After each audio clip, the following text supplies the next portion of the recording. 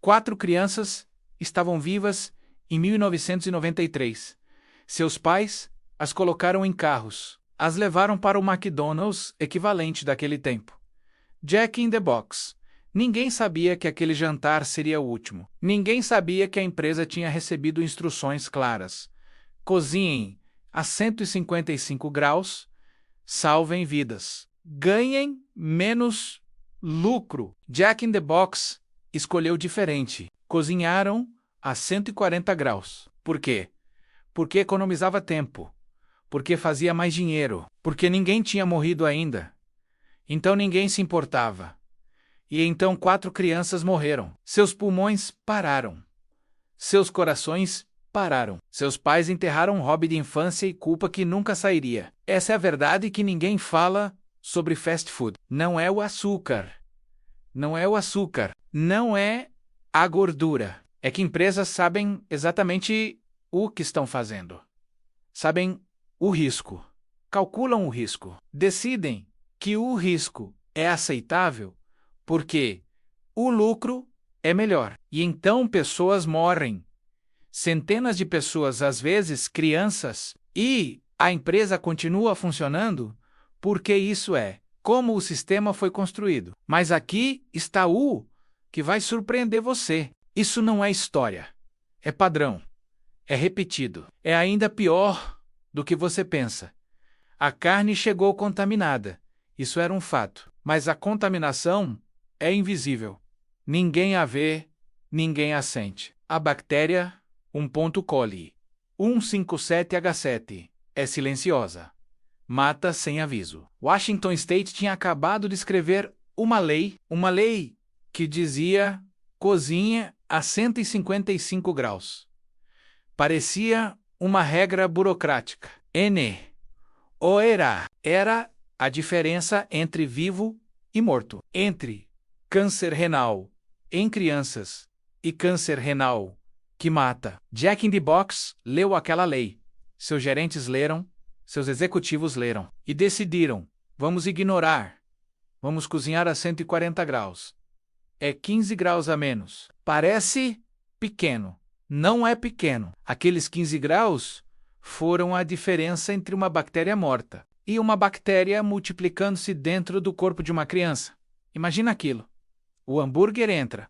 Parece normal. Sabe, normal, mas dentro dele, milhares de células bacterianas estão começando, estão dividindo, estão destruindo.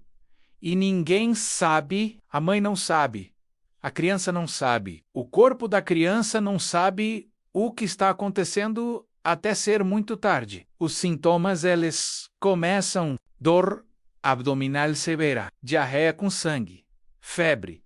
Os pais levam para o hospital esperando que seja gastroenterite normal. Mas é pior. É muito pior. Os rins começam a falhar. O sangue começa a coagular de maneiras erradas. Síndrome hemolítica urêmica. É quando seu próprio corpo começa a se destruir. Suas células vermelhas explodem. Seus rins param de funcionar. Sua pressão sanguínea dispara. E então a criança morre. Não porque tinha um sistema imunológico fraco. Morreu porque uma empresa decidiu que 15 graus a menos de temperatura era mais importante que sua vida. Quando o surto foi finalmente contido, 171 pessoas estavam hospitalizadas. 4 nunca saíram. Mas aqui está a parte que ninguém fala. Jack in the Box sabia. Seus próprios documentos internos mostravam que eles tinham recebido avisos sobre temperatura de cozimento, tinham recebido recomendações e tinham ignorado. O USDA foi forçado a agir. Declarou E. coli ilegal em carne moída. Pela primeira vez na história, toda uma categoria de regulação nasceu porque uma empresa decidiu que lucro era mais importante que crianças. Jack in the Box pagou milhões em indenizações. Perdeu marcas, quase desapareceu. Mas ninguém em posição de poder foi preso. Ninguém perdeu emprego. Ninguém foi responsabilizado pessoalmente. E essa é a parte mais assustadora. Palco muda. Ano é 2020. Supostamente aprendemos. Supostamente temos regulação agora. Supostamente estamos seguros. Panera Bread abre suas portas com um novo produto. Lindo, colorido, brilhante. Senta em uma máquina de autosserviço. Exatamente ao lado de suco de laranja normal. Próximo à água com gás comum, ninguém vê diferença. Ninguém percebe perigo. A bebida chama-se Charged Lemonade. É marketing brilhante. Limonada carregada soa como algo energizante. Soa como algo divertido. Não soa como algo que pode parar seu coração. Sarah Katz era bonita. Era joven. Era 21 anos. Estudava na Universidade da Pensilvânia. Tinha tudo pela frente. Tinha também um problema cardíaco silencioso chamado síndrome do QT longo.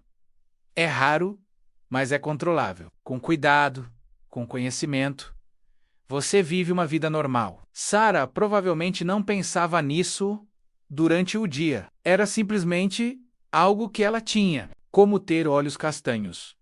Não era central. Não era a coisa que a definia. Em setembro de 2022, ela estava com fome, estava com sede. Entrou em um Panera. Pegou uma limonada carregada grande. Uma limonada carregada grande contém 390 ml cafeína. Deixa isso afundar por um segundo. 4 xícaras de café, espresso shots consecutivos. Mais cafeína do que 99% das bebidas que você compra normalmente. Mas está numa xícara que parece suco. Está ao lado d'água. Está num local que você associa com alimento seguro. Sarah bebeu e seu coração começou a reagir. Começou a bater diferente. Começou a bater errado. Sua síndrome do QT longo, que tinha sido silenciosa por 21 anos, foi acionada. Seu coração entrou em arritmia. Entrou em fibrilação e parou. Sarah Katz morreu sozinha. Dennis Brown tinha 46 anos. Pressão alta, dificuldades de desenvolvimento, menos privilegiado do que Sarah, menos acesso à informação médica. Em outubro de 2023, ele entrou em um Panera.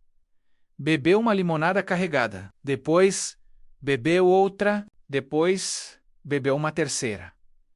Tudo em um curto período. 390 miligramas vezes 3, 1.170 miligramas de cafeína. Seu corpo não podia lidar. Sua pressão sanguínea disparou. Seu coração reagiu como o de Sarah. Ele também morreu. 2 processos foram apresentados. Ambos fizeram a mesma acusação. Panera Bread conhecia o risco. Sabia que a bebida tinha uma quantidade anormal de cafeína. Sabia que estava em um local onde pessoas não esperavam perigo. Sabia que o rótulo não advertia claramente. E colocou aquela bebida ao lado de suco de laranja normal em uma máquina que as crianças podiam acessar. Em maio de 2024, a bebida foi removida. Panera Bread não admitiu culpa. Simplesmente removeu o produto. Os processos foram resolvidos. E a pergunta que fica é: quantas outras bebidas, em quantas outras cadeias, estão fazendo exatamente isso agora? A história que virou piada, a mulher que processou McDonald's por café quente, as pessoas riam sem saber nada.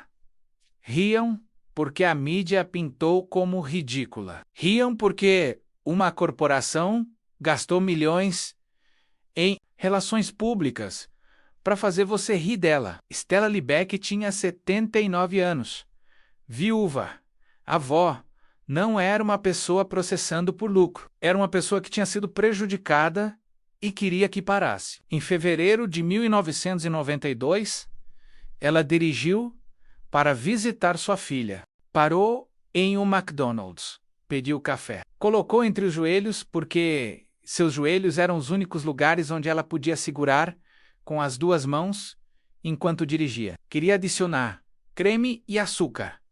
A tampa saiu. Café entre 180 e 190 graus Fahrenheit ele caiu direto em seu corpo. Para dar contexto, água ferve a 212 graus. Banho quente é 110 graus. Aquilo era bem abaixo de fervendo, mas bem acima de confortável. Era próximo de temperatura que causa queimadura de 3º grau em segundos. E é exatamente o que aconteceu. Queimadura de 3º grau em 6% do seu corpo. Não era apenas pele, era carne. Era tecido destruído. Coxas internas, virilha, glúteos. Áreas que pegam sol, raramente áreas delicadas. Áreas que combatem infecção dificilmente. Stella foi levada de ambulância. Passou 8 dias no hospital. Recebeu enxertos de pele de um doador.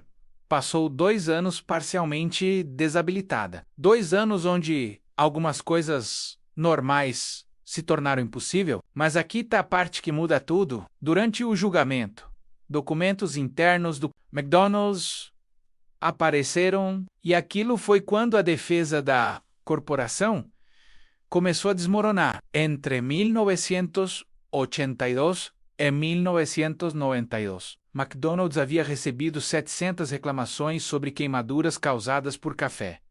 700 não eram boatos, não eram rumores. Eram documentadas. Eram reportadas. O gerente de garantia de qualidade do McDonald's foi até o tribunal, testemunhou que café a 180 graus causaria queimadura séria em segundos. Ele tinha testado. Sabia exatamente. Então aquela pergunta foi feita. Você já considerou servir café mais frio? E a resposta foi devastadora. Sim, consideramos, mas descobrimos que servir café mais frio custaria dinheiro em termos de substituição de xícaras. Descobrimos que pessoas tomariam mais tempo para beber se estivesse menos quente. Descobrimos que serviços de alimentos de outras empresas servem mais quente. Então decidimos: 700 queimadas por ano são estatisticamente aceitáveis. Aquela frase, aquele cálculo, estatisticamente aceitável, significa que McDonald's tinha colocado um número em vidas humanas. Calculou que X queimaduras por ano era um custo aceitável de fazer negócios. E que mudar isso custaria mais em lucro perdido. O júri ouviu aquilo e explodiram. Concederam danos compensatórios. Depois concederam danos punitivos. Originalmente, 2,7 milhões. Para McDonald's, aquilo era aproximadamente 2 dias de lucro com venda de café. A empresa nunca esperava pagar, esperava oferta bem menor. Mas então, algo mudou. A opinião pública despertou. Stella não era uma fraudadora. Era certa. Tinha sido prejudicada intencionalmente. McDonald's ajustou seus procedimentos. Começou a servir café um pouco menos quente. Salvou vidas. Tudo porque uma mulher de 79 anos recusou se calar. Se Jack in the Box e Panera foram acidentes de uma empresa, Chipotle foi negligência. Documentados de doenças transmitidas por alimentos. 6, não 6. Norovírus na Califórnia. Salmonelose no Minnesota vinculada a tomates.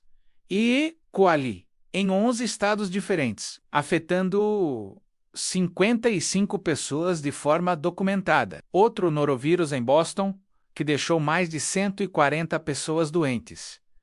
Um terceiro norovírus na Virgínia. E, finalmente, Clostridium perfringens na Virgínia, que deixou mais de 600 pessoas doentes em um único surto. 600 pessoas em um único restaurante, em um único evento. Era um dos maiores surtos de intoxicação alimentar de um restaurante na história americana recente. Parecia que a empresa tinha se tornado um laboratório para cultivar doenças. Mas não era acidente. Era padrão. Quando investigadores federais entraram, descobriram que os procedimentos de higiene eram teatrais. O produto era lavado em água, que podia ser contaminada. Funcionários doentes continuavam trabalhando. Não porque Chipotle queria pessoas doentes, mas porque a política de ausência era severa. Você perdia dinheiro se não aparecia. Então pessoas doentes vinham trabalhar, tocavam em alimento, contaminavam superfícies. E 100 pessoas ficavam doentes. Supervisão da cadeia de suprimentos era virtualmente inexistente. Fornecedores não eram auditados, processos não eram verificados, alimento chegava e ninguém perguntava como tinha sido armazenado, transportado ou manipulado. O surto de E. coli foi o mais perturbador. Investigadores nunca descobriram definitivamente a fonte. Nunca meses de investigação. Nada. Era como se a bactéria tivesse aparecido do ar. E essa incerteza era quase mais assustadora do que ter uma resposta. Se soubessem que era o fornecedor X, poderiam banir aquele fornecedor, poderiam verificar cada batida, mas não sabiam. Então, Chipotle não podia fazer nada além de esperar e rezar que não aconteceria novamente. E então aconteceu novamente, e novamente, e novamente. A queda financeira foi brutal. Vendas na mesma loja caíram 36% em um mês. A ação perdeu quase metade de seu valor. Clientes que confiavam na marca sentiram-se traídos. As mídias sociais eram implacáveis. Chipotle se transformou em sinônimo de intoxicação alimentar. Em 2020, a empresa foi forçada a pagar 25 milhões em multas criminais. A maior multa já imposta em um caso de segurança alimentar naquele momento. Levou anos reconstruir. Levou novas políticas, levou transparência forçada, levou prometer que nunca mais aconteceria. E mesmo assim, a cicatriz permaneceu. 31 anos depois de Jack in the Box, o mesmo patógeno volta à mesma bactéria. E coli U157H7, mas dessa vez em McDonald's, a maior rede de fast food do mundo. Em setembro de 2024, pessoas começaram a ficar doentes em múltiplos estados. Os sintomas começaram como sempre: dor abdominal, diarreia com sangue, febre. Os investigadores começaram o rastreamento. Aonde começou? Quarter Pounder. Qual é o ingrediente comum? Carne. Aquilo foi fácil deduzir. Jack in the Box 2.0 carne contaminada. Temperatura de cozimento inadequada. Vamos regular novamente. Vamos multar novamente. Vamos aprender novamente. Mas então, as evidências de laboratório voltaram. A carne estava limpa. Nenhuma E. coli na carne. Aquilo era estranho. A carne foi testada em múltiplos pontos na cadeia de suprimentos. Limpa, tudo. Então, onde estava vindo? Investigadores olharam para cada ingrediente: pão, limpo; queijo, limpo; molho, limpo; cebola, fresca fatiada fornecida pela Taylor Farms. Uma cebola foi testada, positiva. Outra testada, positiva. E então ficou claro, a contaminação estava nas cebolas cruas. Cebolas que eram servidas sem aquecimento. Cebolas que viajavam direto do campo para o prato. Nenhum passo que matava bactérias. Nenhum calor. Nenhuma proteção. Apenas uma bactéria invisível sentada em uma fatia de alimento. E então, uma pessoa morde aquela cebola. Morde aquela bactéria. E aquela bactéria começa seu trabalho. Por dezembro de 2024, 104 pessoas em 14 estados estavam infectadas. 34 foram hospitalizadas, 4 desenvolveram síndrome hemolítica urêmica, 1 morreu, um adulto mais velho no Colorado. Alguém que tinha sobrevivido a 70, 80 anos de vida apenas para ter seu sistema imunológico destruído por uma cebola invisível. Processos foram apresentados contra McDonald's e Taylor Farms. Investigações federais continuaram e a indústria enfrentou uma verdade incômoda. Você não pode cozinhar. Segurança em produtos frescos. Uma bactéria em alface é invisível até matar você. Suas batatas fritas são cozinhadas em sebo de carne. Gordura animal pura, dá gosto, mas dá também quantidade massiva de gordura saturada. Um homem chamado Phil Sokoloff, um empresário do Nebraska, que sobreviveu a ataque cardíaco, lança campanha contra a cadeia. Aparece em comerciais de TV. Compra anúncios, fala para multidões. McDonald's, vocês estão matando pessoas. E funciona. A opinião pública muda. Acionistas exigem ação. McDonald's faz anúncio. Vamos mudar para óleo vegetal. Vamos servir batatas mais saudáveis. Vamos ser responsáveis. Mídia celebra, consumidores aplaudem. Phil Sokoloff se sente como herói. Seus esforços funcionaram. As batatas fritas do McDonald's agora eram seguras. Ninguém leu os detalhes. Ninguém perguntou qual óleo vegetal exatamente. Porque o novo óleo era encurtamento vegetal, parcialmente hidrogenado. Parcialmente hidrogenado. É uma frase que significa uma coisa: gordura trans. E gordura trans é tão má quanto gordura saturada. Talvez pior. Seu corpo não sabe como processar. Se acumula, entope artérias. Aumenta a inflamação, aumenta risco de ataque cardíaco. Uma ordem grande de batatas McDonald's continha 6 a 8 gramas de gordura trans. Diretrizes de saúde recomendavam manter ingestão diária abaixo de 2 gramas. Uma refeição era 3 a 4 vezes a ingestão diária recomendada. E consumidores pensavam que estava mais saudável. Pensavam que tinham feito a escolha correta. Em 2002, Center for Science in the Public Interest peticionou o UFDA. Exija rótulos de gordura trans. Esse mesmo ano, McDonald's anunciou: vamos mudar para óleo mais saudável em fevereiro de 2003. Fevereiro de 2003 foi e foi embora. Nada mudou. 2004 passou.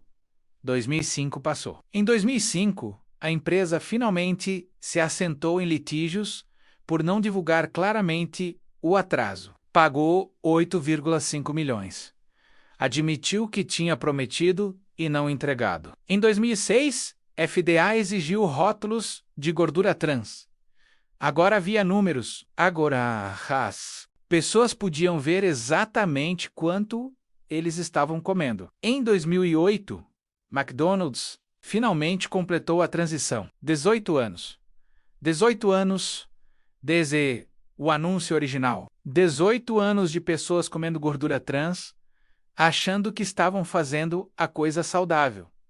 18 anos de marketing enganoso, 18 anos de números escondidos. E para McDonald's, aquilo foi aceitável, porque cada dia daqueles 18 anos, o lucro foi maior. Algumas cadeias decidiram que apenas ser inseguro não era o suficiente. Decidiram ir maior, ir mais ousado, ir para o ponto de ficção. Hardee's Monster Thick Burger em 2004.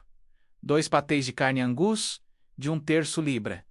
4 tiras de bacon. 3 fatias de queijo americano and 1,42 calorias. O Center for Science in the Public Interest olhou e chamou de pornô de alimento. Hardee's respondeu dobrando.